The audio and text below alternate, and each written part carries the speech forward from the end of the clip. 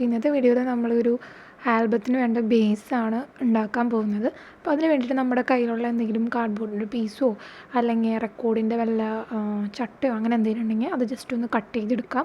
അപ്പോൾ ഇവിടെ നമ്മൾ എടുക്കുന്നത് 6 ഇഞ്ചിൻ്റെ ഒരു ആൽബമാണ് ഉണ്ടാക്കാൻ ഉദ്ദേശിക്കുന്നത്.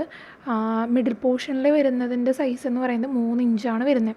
അപ്പോൾ അത് നമ്മൾ ഇതുപോലെ കട്ട് ചെയ്തെടുത്തിട്ട് നമുക്ക് ബ്ലാക്ക് ചാർട്ട് വേണമെങ്കിൽ അത് യൂസ് ചെയ്യാം. അല്ലാന്നുണ്ടെങ്കിൽ നിങ്ങളുടെ കളർ തീം ഏതാണെന്ന് വെച്ചാൽ അതിന് വേണ്ടിയിട്ടുള്ളൊരു കവർ പേജ് കവർ ചെയ്യാൻ വേണ്ടിയിട്ട് ഒരു ഷീറ്റ് നമ്മൾ എടുക്കുക. ഞാനിവിടെ സാധാ നമ്മുടെ ഗിഫ്റ്റ് റാപ്പ് ചെയ്യണ ഷീറ്റാണ് ഇവിടെ യൂസ് ചെയ്തിരിക്കുന്നത്.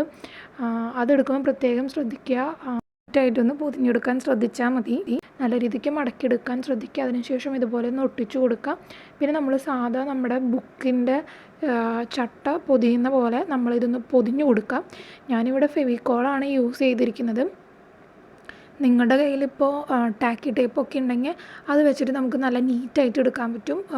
പശ തേക്കുമ്പോൾ കുറച്ചൊരു ശ്രദ്ധിച്ചൊക്കെ നല്ല വൃത്തിക്ക് ചെയ്തെടുക്കണം. കാരണം തേക്കുന്ന പശ പുറത്ത് ആവാതെ ശ്രദ്ധിക്കണം. കാരണം നമ്മൾ വൈറ്റും കൂടിയാണ് എടുക്കുന്നത്.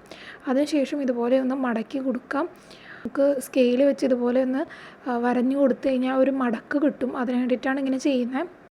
ഈ ഒരു സ്ക്രാപ്പ് ബുക്ക് തയ്യാറാക്കാൻ വേണ്ടിയിട്ട് നമ്മളിതിൻ്റെ മെറ്റീരിയൽസൊക്കെ എവിടെ നിന്ന് എടുത്ത് എത്ര രൂപയായി അതിൻ്റെ എല്ലാത്തിൻ്റെയും ഓൾറെഡി ഒരു വീഡിയോ അപ്ലോഡ് ചെയ്തിട്ടുണ്ട്. ഷോർട്ട് വീഡിയോ ആയിട്ട് അപ്ലോഡ് ചെയ്തിട്ടുണ്ട്. അപ്പോൾ ആരെങ്കിലും കാണാത്തതുണ്ടെങ്കിൽ അത് ജസ്റ്റ് ഒന്ന് കണ്ടു നോക്കുക. നമ്മുടെ ചാനൽ ആദ്യമായിട്ട് കാണുകയാണെങ്കിൽ ഒന്ന് സബ്സ്ക്രൈബ് ചെയ്ത് സപ്പോർട്ട് ചെയ്യുക. നമ്മുടെ ചാനലിൽ ഇതുപോലെയുള്ള ആർട്ട് ആൻഡ് ക്രാഫ്റ്റ് വീഡിയോസ് ഒത്തിരി അപ്ലോഡ് ചെയ്തിട്ടുണ്ട്. ജസ്റ്റ് ഒന്ന് കയറി കണ്ടു നോക്കാം കേട്ടോ. അതിനുശേഷം ഞാൻ ഇതിൻ്റെ ഈ ഒരു പോർഷൻ കവർ ചെയ്തെടുക്കാൻ വേണ്ടിയിട്ട് ഇതുപോലൊരു ഷീറ്റാണ് എടുത്തിരിക്കുന്നത്. ജസ്റ്റ് ഒന്ന് ഇതുപോലെ ഒന്ന് ഫുള്ളായിട്ട് കവർ ചെയ്തെടുക്കുക. അതിനുശേഷം ഞാൻ സ്കെയിൽ വെച്ചൊന്ന് വരഞ്ഞു കൊടുക്കുന്നുണ്ട്. അതിനുശേഷം നമുക്ക് ലീഫിന് വേണ്ടിയിട്ട് ഞാൻ ബ്ലാക്ക് ചാർട്ടാണ് യൂസ് ചെയ്തിരിക്കുന്നത്. അതിനേക്കാളും കുറച്ചും കൂടെ ബെറ്റർ ഓപ്ഷൻ എന്ന് പറയുന്നത് നമ്മുടെ പാറ്റേൺ പേപ്പർ എടുക്കുന്നത് തന്നെയായിരിക്കും നല്ലത്.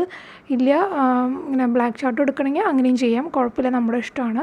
എന്നിട്ട് ഇതുപോലെ ഞാൻ 3 ഇഞ്ചാണ് മിഡിൽ പോർഷനിൽ ആ ഒരു കാർഡ്ബോർഡിൻ്റെ പീസ് വെട്ടിയത്.